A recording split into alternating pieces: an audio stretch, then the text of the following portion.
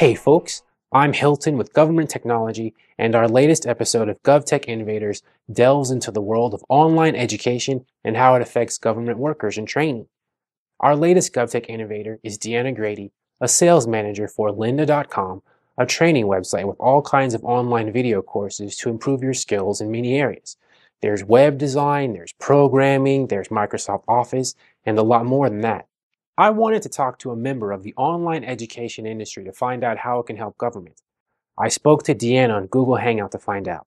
She talked about online education, the government, and how her company fits into the picture.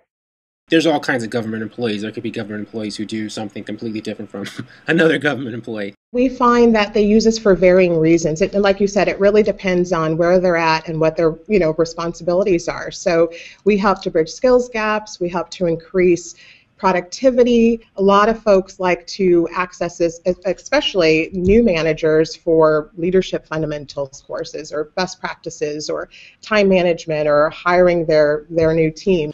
What are some of the common issues or some of the desires from what you found that government students want from you folks, or in general? Right. What are you seeing from them? The big thing is modernization. Most agencies are going in and they're modernizing their systems. With new systems comes new software, new challenges that people don't always know how to use the new Microsoft Office. What do you see, if you can predict, what do you think the future of online learning is? Do you think does it threaten, in person, or whatever the the word is for it, in person or traditional learning? Ultimately, it's defined by the end user, but we wholeheartedly believe we're a complement, that we support traditional academia, and that there's room for both. Now, I'm sure as you're a part of the online learning industry, and you're on you guys stay on top of, the way technology trends, and you're on the cusp of things because it's your business. What do you think, in terms of future changes, maybe to lynda.com or the learning model or the business model?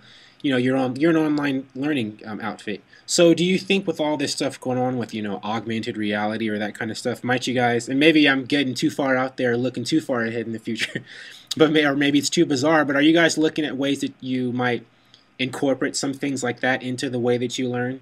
I mean, the way that you offer your learning classes, if I'm making any sense to you. Well, I would say that our whole existence is really to help people navigate through changing technology, whatever that might be. So could there come a day when I sign into my lynda.com and see I'm learning from a hologram? We were just having a light conversation about 4 years from now, how is learning, and what methodologies are we going to do that in. So the whole idea of the virtual keyboard came into play. So you just never know what will be incorporated years from now. Yeah, I predict, I'm sure you guys' stats are good, but I'm sure they'll go up once you guys start offering those kind of courses where you can be touching things floating around. I'm sure people would love to learn that way.